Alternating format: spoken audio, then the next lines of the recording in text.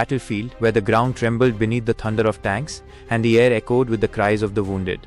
Nations had clashed, soldiers had fallen, and yet one man, one forgotten soldier, was left alone in the ruins. His unit was destroyed. His comrades were gone. And standing before him was an entire battalion, armed to the teeth, merciless and hungry for blood.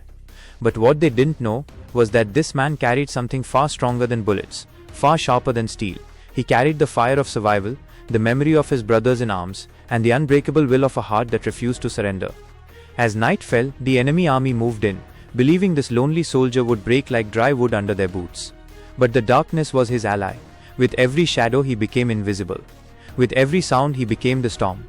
His rifle was no longer just a weapon, it was justice, vengeance and survival, all bound into one. He struck first with silence. A sentry at the edge of the camp fell before he even realized death had touched him.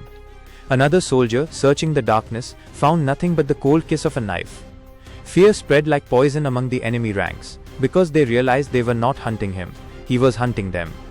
Hour by hour, body after body, the battlefield began to change. A single man was rewriting the fate of a war. Every shot he fired carried the memory of his fallen brothers. Every life he took was a message to the heavens, that no man truly dies if his spirit still fights. The enemy tried everything. They sent squads, they fired heavy artillery, they burned the forests where he hid. But still, he rose from the ashes, relentless, unstoppable. His eyes no longer held fear, they burned with something the enemy had never seen before, the fire of a man who had nothing left to lose. Days turned into nights, and nights into endless battles. The enemy began to whisper about him like he was no longer human, but a ghost of war, a phantom who could not be touched, a shadow that struck without warning. His legend spread through both sides of the battlefield. Some feared him, others prayed for him. But inside he was not a ghost. He was flesh and blood.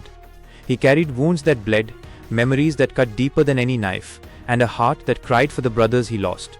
And yet his pain was the very weapon that gave him strength.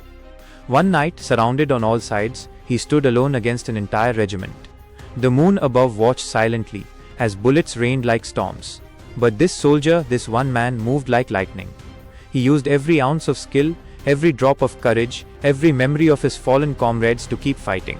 His hands trembled, his body bled, but his spirit roared louder than the gunfire. By dawn, the battlefield was quiet. Smoke rose from shattered tanks. Silence replaced screams.